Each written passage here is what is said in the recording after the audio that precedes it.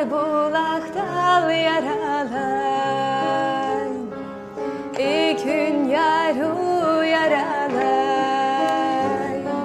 Yar bulaktal yaralar, ses yarguna sahiye. Yara guna yaralar.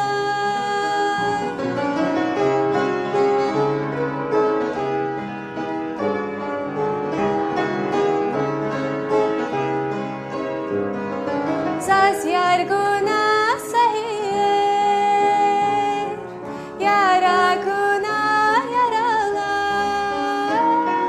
Yardin tor yarguna, yardin kol yarguna. Yara bay yarguna, inisfin yartunazu.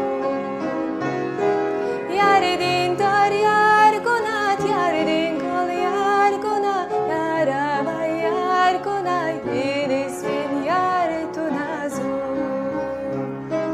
Inisfin yartunazu. Inisfin yartunazu.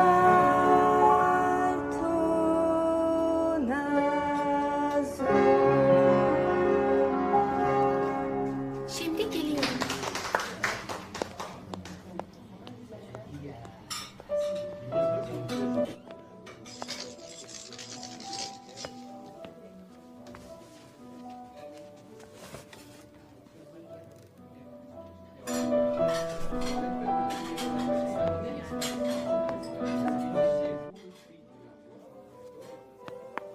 Yaruş, közluğu da kısa kafalı.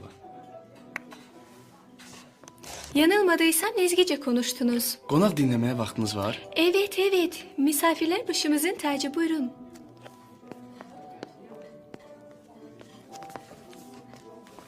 Adım Sadir'dir. Oxuduğunuz mahnı mənim üçün bir tapmacı oldu. Deməli ləzgicə bilirsiniz. Babam Lezgi, annem Türktü. Lezgiceyi babamdan öğrendim. Mən də atanıza rəğbət oyatdınız. Teşekkür ederim. Yarqunat mahnısını hardan bilirsiniz? Mən elə bilirdim ki, bunu mənim anamdan başqa heç kəs bilmir. Sahiden mi? Bəli. Azərbaycanda Qusar adlı rayon var. Həmin rayonda isə Yarğun kəndi. Biz ordanıq. Mənim anamın